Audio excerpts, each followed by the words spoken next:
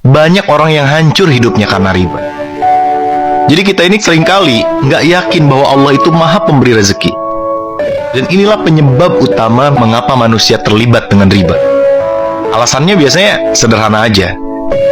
Kalau nggak nyicil, dari mana lagi saya bisa beli rumah? Padahal sudah jelas bahwa riba ini pasti akan menjadi masalah hidup kita. Betapa banyak orang yang hidupnya hancur karena riba. Ya leasing lah, rentenir lah, pinjem bank lah, dan sebagainya.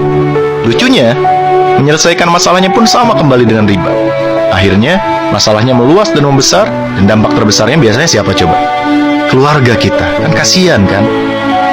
Keluarga itulah yang akan pertama kali menjadi susah karena dampak riba yang kita lakukan. Nauzubillah min dzalik. Allah itu menguji kita dengan kesulitan, misalnya kesulitan ekonomi, karena Allah ingin melihat respon kita terhadap ujian tersebut. Allah ingin melihat apakah kita akan mengikuti petunjuk yang Allah ridhoi atau mengambil jalan pintas sesuatu yang Allah benci. Coba bayangin, andai saja kita sabar dan hanya bertindak sesuai dengan apa yang Allah ridhoi, yakinlah ujian kita itu akan lulus dan mendapatkan hadiah berupa solusi untuk terurainya masalah hidup kita. Tapi sayangnya nih, kebanyakan manusia selalu kembali memilih jalan yang Allah benci. Hingga akhirnya apa coba? Hidupnya semakin susah di dunia, dan semua itu belum ada apa-apanya dibandingkan ancaman Allah kelak di akhirat.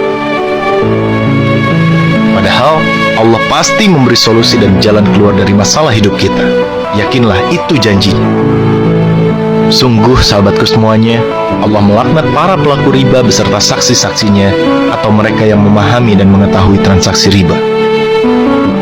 Hai orang-orang yang beriman, janganlah kamu memakan riba dengan berlipat ganda dan bertakwalah kepada Allah supaya kamu mendapatkan keberuntungan. Hai orang-orang yang beriman, bertakwalah kepada Allah dan tinggalkanlah sisa-sisa dari berbagai jenis riba. Jika kamu adalah orang-orang yang beriman, maka jika kamu mengerjakan riba, ketahuilah bahwa Allah dan Rasul-Nya akan memerangimu.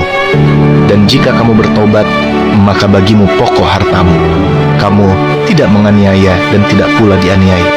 Tuh coba bayangin teman-teman, Allah dan Rasul-Nya akan memerangimu. Ini bayangin nih, kelak besok lusa di akhirat kita melihat Nabi Muhammad SAW, kita ingin memeluk Rasulullah, kita ingin mencium tangannya, kita mencintai dan merindukannya, tapi tiba-tiba Rasulullah mengangkat pedangnya dan berkata, engkaukah yang selama ini menantang berperang dengan Allah dan denganku? Nauzubillah min dzalik.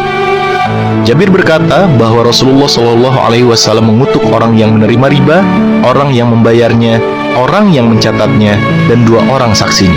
Kemudian beliau bersabda, mereka itu semuanya sama. Mari kita berbenah diri, jauhkan diri dan anak-anak kita dari riba sebelum hancur hidup kita. Bayangkan kita beli rumah, beli mobil, ada uang riba di dalam. Kita sholat, kita beribadah, kita bekerja menggunakan fasilitas itu, sedangkan Allah tidak ridho akan fasilitas itu. Kira-kira gimana ibadah kita? Nauzubillah min dzalik. So, yakinlah bahwa Allah adalah sebaik-baik penolong. Rezeki akan Allah datangkan dari tempat yang tidak pernah kita duga.